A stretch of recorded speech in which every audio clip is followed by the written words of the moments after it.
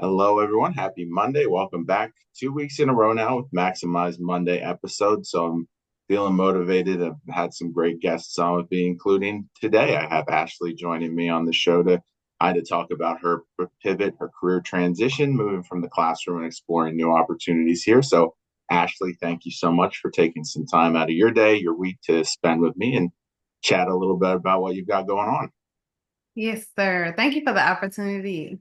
Of course, of course. So just wanted to start off, you were in education for some time, and I was as well. You and I have discussed, what my path looked like, my journey to where I am now. And so you're kind of in that point now where you're making that move on. So I always like to just kind of ask, what initially drew you to education? I feel like everyone's story is kind of different. So, what was it that was initially appealing to you and made you want to be in the classroom? And now that you're thinking of pursuing new opportunities, what are some of those skills that you developed while you were there that you're hoping to take with you into that next opportunity? Okay, this might sound bad, but I was a single mom in the beginning of this. Mhm. So to be honest, I chose teaching because of the summers off, the Yeah, break off. That's terrible. I know it is. However, I go in with a positive mind frame, and I say that education chose me. That was my reasoning, but being in the thick of things, it chose me. And the reason I say that is because I became so good at something, I just went in just doing. yeah, Um, I was in education for 9 years. I at my last campus, I taught there for 7 years. And I'm a math and science person, fourth grade. Mhm. And it got to a point that I could do it in my sleep. I was so good at it. Yeah, I want to say 2021, 2022 school year. The district admin came into my classroom at the end of May and gave me the news that I had the highest fourth grade math star scores in the district, and we had six elementary schools that year. Um, One teacher beat me out. He was ESL. okay, gotcha. I was the highest Gen Ed fourth in the district. So I am good at it Yeah, and love it. It's a passion. I tell mhm. everybody I wasn't there for the money. Right, Definitely wasn't there for the money. It was because I was making a difference and I actually saw the difference when the kids were excited to come to school right, because that was not the case when I was in school. right. Me neither. Yeah, definitely, definitely. Yeah. So it's funny as my mom was an ESL teacher, and so my both my parents were in education, so I kind of fought it for some time. Like, nope, I'm doing something different, and then I didn't. So I ended up there too. So but you and I connected, and I reached out to you just because of your presence on LinkedIn, and you're in your search now looking for new opportunities, and I think one of the things that I've found so refreshing about your profile is that you're so optimistic, you're very upbeat, you're like that beacon of positivity for people, just because there's so many people in the same spot as you that are going through that, and it's a frustrating process, right? And not all days are good days, and sometimes there's those negative experiences in the interview process, but you seem to kind of take those and use them as motivation, which I think is a very useful tool when you're in that type of thing. So, but with that being said, did you know when you started your search that you were going to go into it with this mindset of, look for the positives in each opportunity, and not just, rely on your network for insight from them, but also provide it to others that are in a similar spot? I'm going to be honest, I didn't think I would be so positive as I am because I've been on this search maybe since realistically March of 2024. Mm-hmm. So way over a year. Yeah. Um, and I'm still positive till this day. Yeah. I want to be honest, I think I made one negative post and I looked at it and I looked at it and I was like, yeah, no, that's not who I am. And that was simply because my emotions led that day. Sure. It's just not who I am. Mm. And so I took that down and I want to be my authentic self. And I always look at the glass half full rather than half empty. So that's what I lead with. I mean, I've run into been so blessed to run into so many great connections on LinkedIn, including yourself and so many others that are just positive. And I just don't see the time of being negative and using that energy to put that out there Mhm. when I have so many resourceful people that's there to uplift me and help me. So why not just lead with that? I Yeah. mean, I believe it's all timing. A year later, I'm able to still smile through this with no career opportunity at this time, but I think it is going to come down to timing and cut just continuing discussion and discourse with LinkedIn connections and just getting, the advice and the suggestions you guys. I have some traction is going on and it's because of you all. The advice Mhm. that just I will tell anybody make connections. Yeah, absolutely. And you know, you and I will definitely talk about networking in a little bit because obviously you're on the show right now because of that and you know, us connecting and talking through that. But wanted to kind of go back to something you said in terms of remaining positive and that you started this search in March of 24. And you know, what are some of those motivators that you use to maintain that positivity? Because you know, we've talked about it, there's not, you know, for as many good days as you had, there's always going to be some days that just kind of eat at you or you're hopeful about an opportunity that just doesn't pan out. So you know it's not always going to be kind of that, it's not always easy to look for those positives, right? So how do you go about, you know, motivating yourself, and how have, you know, motivating others kind of helped you with that at the same time? So how I go about it,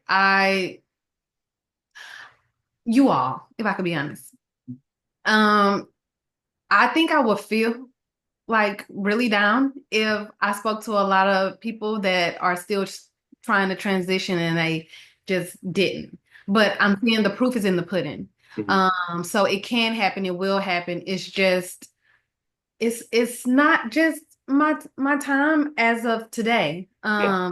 So I'm okay with that.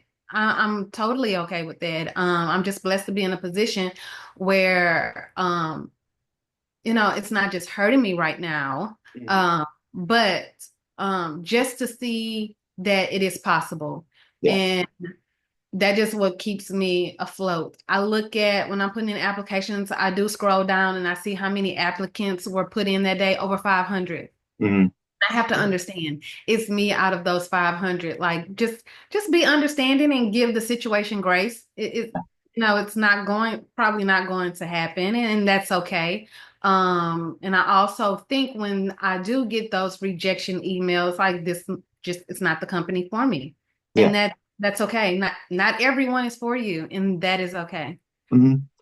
Yeah, and you and I have talked about that as well. I mean, just the sheer volume of applicants that teams are getting. So, you know, finding those positives, like you're getting feedback sometimes, you're getting the interview. So they do see the skills, they do see the value. And you know, I know the frustrations just because you know you can do these jobs, right? You're applying to them because you have the skills already. So finding that team to take the shot. But then when you do, you have that extra motivation to just kind of prove that, you know, they were right about you all along. So I think that mindset that you've had going into that is certainly going to reap some benefits here in the near future, hopefully. Um, Humbling thing as well, if I could yeah. be like when I do get that opportunity, I believe I'm going to give 110% Mhm. because I'm going to be so thankful that someone gave me this chance and opportunity. So Yeah, absolutely. Absolutely. So, I mean, the educators that I talk to that are trying to move into something new, and it's not just educators. I've worked in the healthcare industry for some time, and there's a lot of people in the nursing field too that are looking to make that switch. And you know, similar to educators, they have their resume and it's all nursing experience or it's all teaching experience. So finding ways to, you know, showcase how those skills that you've developed, because I mean, those are two of the hardest professions you can have, right? Being in healthcare and being in education, it takes a very special person to do both of those things. yes.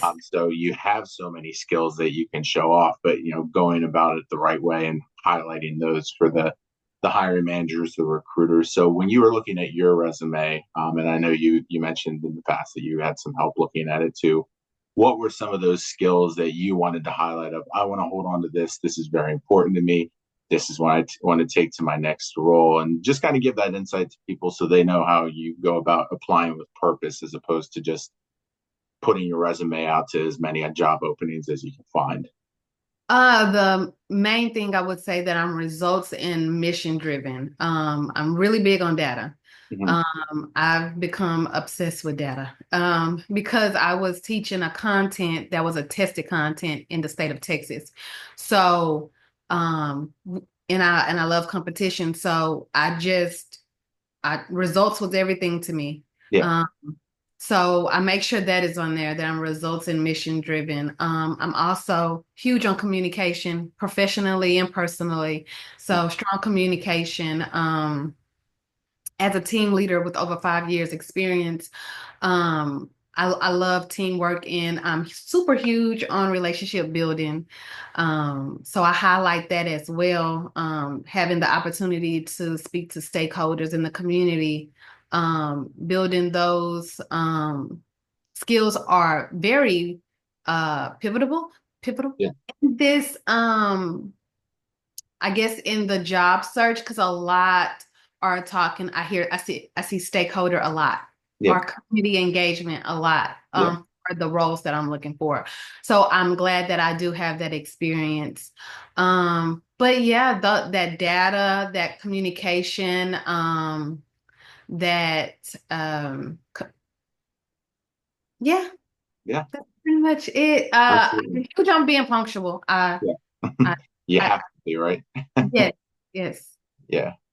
Yeah, definitely. And so the other thing that I'll talk to with people transitioning from education to something else is the interview process itself, because obviously you're in front of a room full of students every day. So communication, public speaking is not necessarily, a skill that you lack, but it's so different. Even just looking at like the interview process to get a teaching position versus something in the corporate world, it can be overwhelming, right? And you wouldn't think so because presenting in front of a board and doing all of those things in a teaching interview process is already a daunting task, but you have to just kind of like change your mindset, change the way you're delivering and strategizing. So in the interviews that you've had at this point, what would you say are some of the skills that you use from your past that help you in there? And on the other side of that, what are some of the questions that you go into when you have these interviews to make sure that these opportunities are the right ones for you?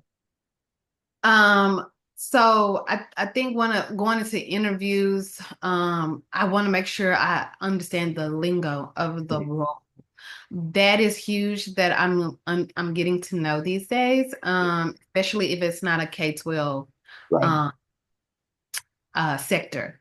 Sure. Um, so understanding the lingo, whether it's a one person or three person or whatever the case may be, I think just going into a realm that is unknown. Hmm. K-12, I can do it. Yeah. But going into something whether that might be healthcare or HVAC. I saw a company hiring for learning and development. And I'm like, oh my gosh, like I wouldn't know anything about that. So I think understanding the lingo going into that interview, that would be my biggest suggestion and advice. But some interview questions, so I have a favorite one to ask at the end. What is expected at within the first 90 days to deem me successful? Yeah. I just need to know that. That's Yeah. just something I need to know. Because that's what I need to make sure it gets done because that's what you want to see. So I have to make sure these things are getting done. Yeah. Um, Another question is I haven't had the opportunity to ask, but I have it jotted down for when the opportunity comes is why did you choose the company? Sure. I would love to know that. Another question would be like, what is the morale, especially in a remote position? What does that look like? Because as you can tell, I like to build relationships. I like to Yeah. talk and going from something in person into remote, like I just would love to know what that looks like so I can know what I need to expect. So if I need to just go in knowing this, I'd rather that than just being in and like, Yeah. all right. Um, Absolutely. So yeah, those are some questions that I usually ask. Yeah, I think those are great too because you'll get more open responses, right? And a lot of times interviewers will go in with the canned corporate responses that they'll have for some of the questions you might have about day to day or benefits, salary. But when you can do those questions of what drew you to this role, what's the workplace culture like, those you're going Yeah. to get different viewpoints from every single person in the organization that you talk to. So I think it gives you a good insight then in terms of the company that you might be joining for sure. And you know what? I'm glad you say that. Like that's one question I have not asked in an interview Hmm. about the like benefits or Yeah. salary. I think that just speaks about my character. I'm not here for Hmm. the money. To be Yeah. honest, I'm not. I just want to be productive. And Yeah. I want to do something that I'm passionate about, that I'm wake up and love to do. Hmm. Yeah. Um, but maybe I think I would be nervous to ask that question though. But I Sure. hear that it is a question that people do ask. So. Yeah. Absolutely. And I mean, any interviewer should be prepared to answer that right off the start anyway, because you want to make sure you're on the same page and not wasting each other's time. If the compensation's not there, then they want to make sure that they can be transparent with you for sure. So definitely a good thing to have in mind when you talk about that. But when I talk to candidates during the interview process, and I ask them, what is important to you in the next role? What can we as an organization do to support your growth, your development? What are some of the key things you want out of this opportunity? The term work life balance gets thrown out pretty consistently, and I think that should be important to everyone, right? Because you don't want your job to be everything about you. You obviously have a life outside of work, so you need to take care of that. So, what are some of the ways, as you're looking at opportunities and you're going into these interview conversations, that you try to balance your career aspirations on top of your job search, on top of what you're trying to do outside of work, and use that all as a way to find the right opportunity? Okay, so I love organization. So I have my calendar. I live by that thing. I check it every day, and I make sure I add everything. Mm-hmm. Um, So I have this thing where I'm on my son's PTO. So Mondays is PTO day. That's when I volunteer. Yep. That is blocked off. And then 2 days plus a Saturday, I give 2 to 3 hours to job search, Mm-hmm. apply, research, modify resumes if I need to. And then 3 days out the week, usually Tuesday, Wednesday, Thursdays, I'm working out with my personal trainer because I need something to keep me going. Yeah. Um, and so that's how it is. My Fridays are, as you can see, I'm a little free this Friday, but my Mondays is usually volunteer with the PTO. I'm working out Tuesday, Wednesday, Thursdays. Tuesdays and Thursdays is my LinkedIn day, job search day, and then Saturdays as well. Um, and then I just have it scheduled out. Yeah. I have to, being a mom, Mm-hmm. being a wife, I just have to organize everything. Yeah. Absolutely. Absolutely, yeah. Family has to come first. So I'm glad that you've found that rhythm that works for you to prioritize what's important to you as you go through this process. For Yes. sure, for sure. So a question that I get from a lot of educators, because to be honest, I didn't use LinkedIn when I was in the classroom. I would get the invites for it. And I was like, "What is this? More social media? No thanks. I don't want it." And then when it came time to leave the classroom, I was like, okay, now I need this thing. So what do I do? Where do I start? And if you look at my profile 10 years ago versus now, it's a night and day difference, right? So I already think that you're ahead of the game with what you're doing in terms of networking, meeting new people, getting in front of different people. But that is the challenge for people coming from the classroom, right? Is there's not a ton of networking opportunities because you're in such a tight knit community there that a lot of times it's you have back to school night, you have parent teacher conferences, you have grading to do, you have extracurriculars potentially. There's not a ton of time for you to like go out to local networking events. So you have to build it through LinkedIn and other Yes. platforms like that. So what has been your approach? I mean, you and I have chatted prior to this conversation. We've had a few meetings now, and I know that you've done that with some other coaches, some other people who have transitioned. How has networking in the way that you've done to set up these one-on-one chats and just explore as many opportunities as you can really helped you and motivated you with this search? Um, my thing is I just comment on people's posts. And I send out connection requests. Um, that is my biggest thing. Like I've made some great connections to the point that I want to plan a weekend where they live and just go out there and just meet them. Yeah, Like it's great, but it comes down to me just commenting, engaging with their posts. There we go.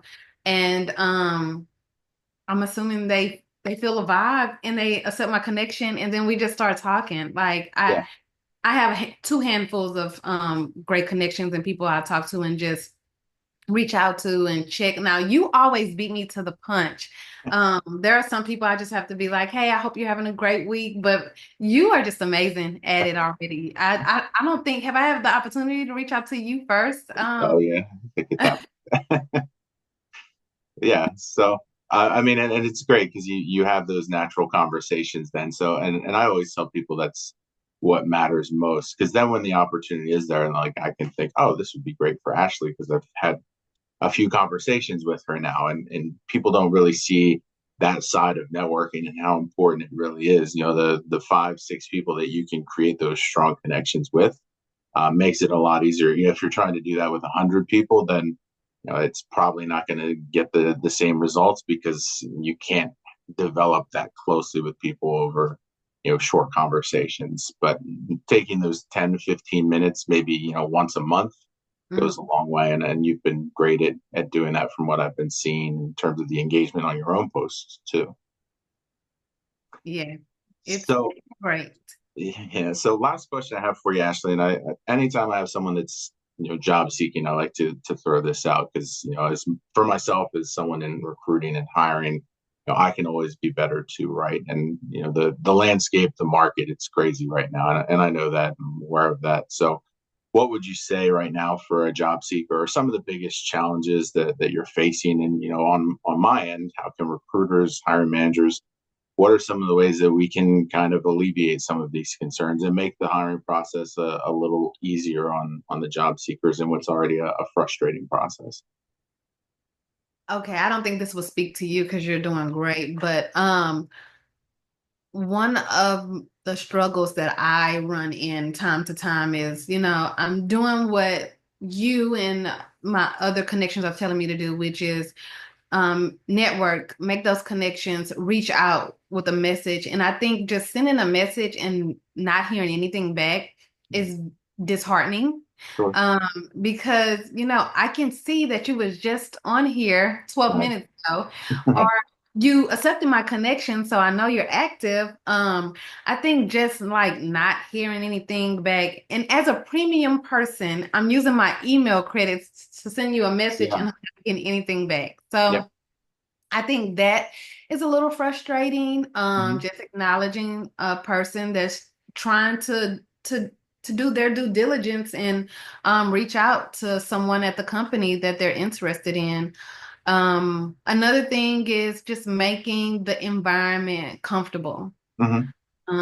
We're already probably nervous. Yeah. We see that there are hundreds of applicants going into this, just being graceful, understanding, and just creating a comfortable space will go a long way. Yeah. Absolutely. Hmm. So before I let you go on this Friday, Ashley, just want to give you some time to plug where people can connect with you. Any hiring managers, recruiters that might be listening, watching.